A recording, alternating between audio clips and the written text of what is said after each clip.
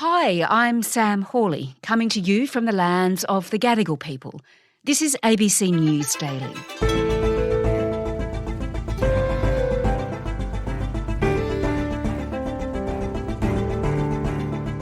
He accused some asylum seekers of faking rape allegations and said Melbourne wasn't safe because of violent African gangs. Peter Dutton's tough talk on immigration has defined his 20 years in politics. But now, as opposition leader, he's trying to develop a new public persona. Today, Four Corners reporter Sean Nicholls on whether the former police officer from Queensland can pull it off.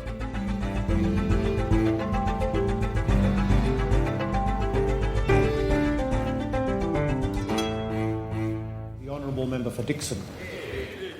Thank you, Mr Speaker. Sean, we're hearing there Peter Dutton in Parliament back in 2002. It's his maiden speech. Mr Speaker, the silent majority, the forgotten people. Yeah, well, I mean, this is him just shortly after entering the Parliament in the 2001 election. And as you know, Sam, I mean, somebody's first speech really sets the parameters for why they're there. I mean, the remarkable thing about this speech is how Peter Dutton, even as a rookie politician, went straight to his enemies, calling out the Civil Liberties Council, calling out the Refugee Action Collective. Voter of our generation, as some like to term it, fed up with bodies like the Civil Liberties Council and the Refugee Action Collective, and certainly the dictatorship of the trade union movement. Yeah. Why was he sort of talking about them? What did he mean? Well, the Civil Liberties Council, I mean, he's had a long-running battle with that group in Queensland. And, of course, the Refugee Action Coalition. Of course, we'd had the Tampa affair that year. We'd had the September 11 attacks on the United States. So immigration was sort of a red-hot issue. But we will decide who comes to this country and the circumstances in which they come.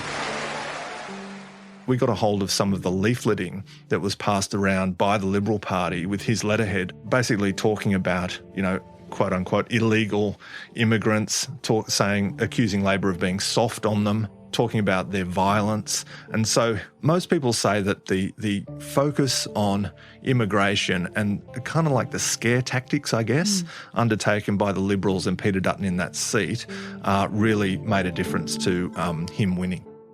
He's obviously impressed the people of his electorate because they keep voting him back in. Yeah. How would you describe, Sean, his political persona? Look, it's really interesting to observe up close his constituents. So we were invited to attend an event which Peter Dutton organises annually for seniors. Thank you. Can we get a Yes, of course. Yeah. Yeah, I can do it. Or Jordan might do it. But it was quite striking to see how much people like him. I would even say in some cases love him. Nice one. Thank you. No worries. Thank you. Good luck with him. I appreciate it. Thank you very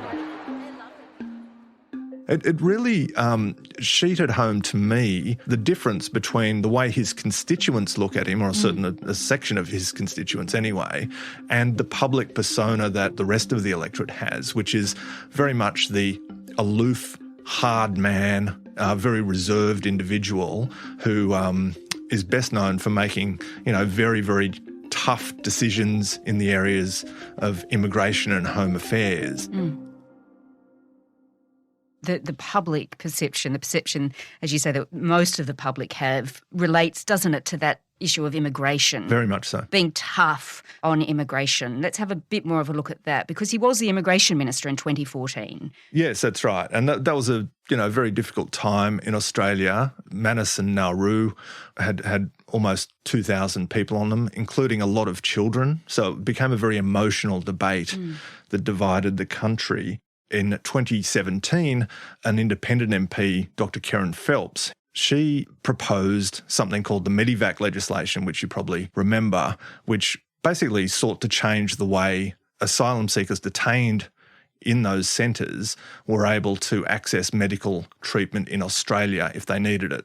So this bill sought to change the decision-making process by taking it out of the hands of bureaucrats and putting it in the hands of medical specialists. This needs to be a medical decision, and the minister still retained the discretion to stop that transfer if there was a national security reason for that. This was very strongly opposed by the government at the time, and as Immigration Minister, Peter Dutton really lashed out at this idea because it had a good chance of passing the Parliament. And he, at one point, really went out on a limb, I think it was on Sky News, and accused some asylum seekers of faking rape allegations in order to get access to a termination in Australia. And then once they got into Australia, basically changing their mind, having the child and trying to use that child to stay in Australia. Some people are trying it on. Let's be serious about this.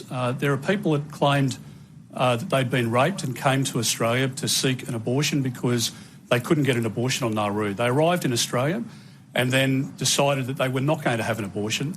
They have the baby here. So they were very pointed, met with quite a lot of outrage, actually, in Australia at the time. He defends himself to us by saying, well, he was just speaking the facts. But this is one of the events, I think, that has really shaped his public persona for Australians, and this is what he's battling to change at the moment. Do you regret saying that? I don't. I mean, that's what was happening, and that's exactly the facts. Now, if I say something that is factually incorrect, I'm happy for people to point that out, and I'll apologise. If I've said something that is inconvenient for people to hear, or they don't want to believe it's true, then that's a different scenario.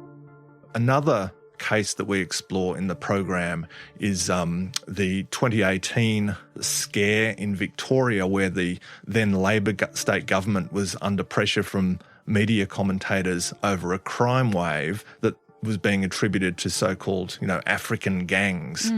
And we look at the way Peter Dutton waded into that debate. He, as Home Affairs Minister, went on radio and basically very firmly talked about there was no doubt that this was all down to African gangs. People are scared to go out to restaurants at the night time because they're followed home by these gangs, home invasions, and cars are stolen. And we just need to call it for what it is. Of course it's African gang violence. And in our program, we speak to a young woman by the name of Nicholls, who is a lawyer and human rights advocate who came to Australia with her family age 17. The family had fled war-torn Sudan. And she says, she gives a very, very emotive interview actually, talking about the effect that Peter Dutton's intervention into this debate had on her, the community and her family.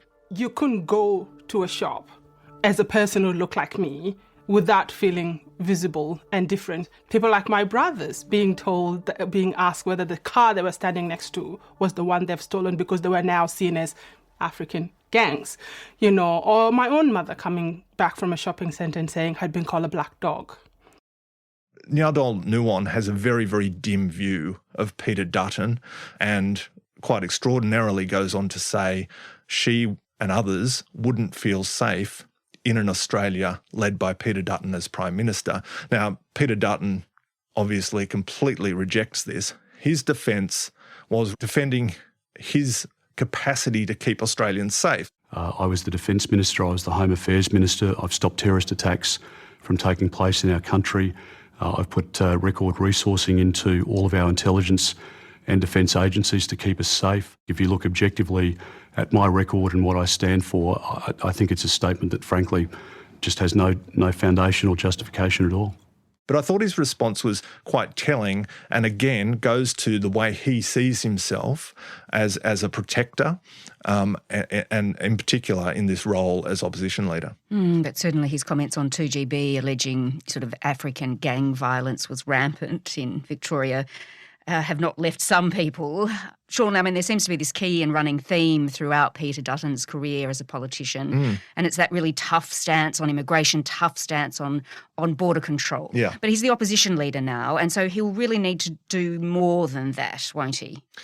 Yeah, and look, he and the Liberal Party completely acknowledged that. I mean, in his very first press conference as leader, he said he wanted Australians to see the entire person. Sometimes the public only see a snapshot of you through a very quick grab in a news package or during question time, and in this role you can show people a little bit more of the true, full picture.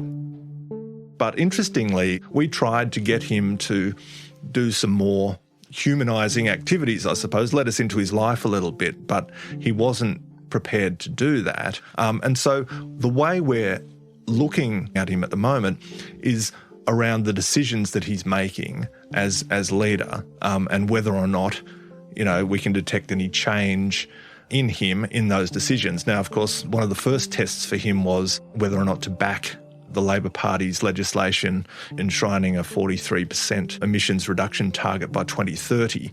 Now, first test, he voted against that, or the Liberals voted against that. So that was an indication that he's not changing a whole lot. This week, we're really looking at another opportunity for him, which is on the matter of a national anti-corruption commission. And he hasn't shown his cards on that yet. Not yet. But there are some in the coalition, aren't there, who think he can be quite pragmatic. You spoke to one of them, Warren Entsch. Yes, Warren Entsch says that he knows a Peter Dutton that is not reflected in that tough public persona. When he first talked about him coming into the role that he is now, everybody's saying, he's going to drive him to the far right, the ultra-far right. I call bullshit on that. He uses the story of Peter Dutton's role in the marriage equality debate in order to make the point that he feels that he's capable of change. I mean, Peter Dutton personally had opposed marriage equality for many years, but when it came to the vote, Peter Dutton voted yes in the Parliament. What do you think, Sean? Can he, and for that matter, does he need to, change the old persona to have a fighting chance to become our Prime Minister at the next election? Yeah, look, it's really hard, isn't it, Sam? Because, you don't want politicians to engage in a makeover, if you like, that's completely transparent. And people who are close to Peter Dutton say that he needs to remain true to the way he's been all through politics. They say he's a principled man. I think what he wants to do is not necessarily show a softer side, but actually talk across a lot more portfolios to try and show that he has a breadth to him that is not contained to that sort of immigration era persona. So I think that's the strategy, and let's see if it works. Sean Nicholls is a reporter with Four Corners. You can catch his full report on iView. The government is expected to table legislation for the Federal Anti-Corruption Commission on Wednesday. Peter Dutton has signalled he's preparing to back it, saying he believes there will be a bill that the coalition can support. This episode was produced by Flint Duxfield, Sydney Peed and Chris Dengate, who also did the mix. Our supervising producer is Stephen Smiley. I'm Sam Hawley. ABC News Daily will be back again tomorrow. You can find all our episodes of the podcast on the ABC Listen app. To get in touch with the team, email us on abcnewsdaily@abc.net.au. Thanks for listening.